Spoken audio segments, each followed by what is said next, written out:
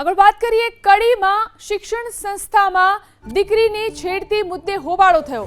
મેઘના કેમ્પસમાં દીકરીની છેડતીને લઈને જોરદાર હોબાળો। વાલીઓએ મીટિંગ દરમિયાન હોબાળો મચાવ્યો। રસોઈના કોન્ટ્રાક્ટમાં આવેલા શખ્સોએ છેડતી કર્યાનો આરોપ। જમતા સમયે છાશ લેવા ગયેલી દીકરીનો હાથ પકડ્યો હોવાનો આરોપ। વાલીઓએ સંસ્થાની લાલિયાવાડી સામે હોબાળો મચાવ્યો। તો કડીના દ્રશ્યો છે કે જ્યાં વાલીઓએ હોબાળો મચાવ્યો। કડીની શિક્ષણ સંસ્થાની અંદર વાલીઓનો હોબાળો। વધુ જાણકારી મેળવી અમારા સંવાદદાતા હારૂન ફોન લાઈનથી જોડાયા છે। જી હારૂન, જે રીતે શિક્ષણ સંસ્થામાં વાલીઓનો હોબાળો છે, શું છે આખો એ મામલો? કડીની મેઘના કેમ્પસની ઘટના છે કે ત્યાં વાલી મીટિંગ હતી ને વાલી મીટિંગ દરમિયાન હોબાળો થયો છે। વાલીઓનો આક્ષેપ હતો કે ત્યાં રહેલા જે રસોઈના કોન્ટ્રાક્ટર છે તેને રોમિયોગીરી બતાવી હતી ને એક છોકરીની છેડતી કરી હતી। જો કે ત્યારબાદ વાલીઓ હોબાળો કર્યો હતો। મેઘના કેમ્પસની અંદર હોબાળો થતા ક્યાંક ને ક્યાંક પોલીસ બોલાવવાનો સમય આવ્યો હતો।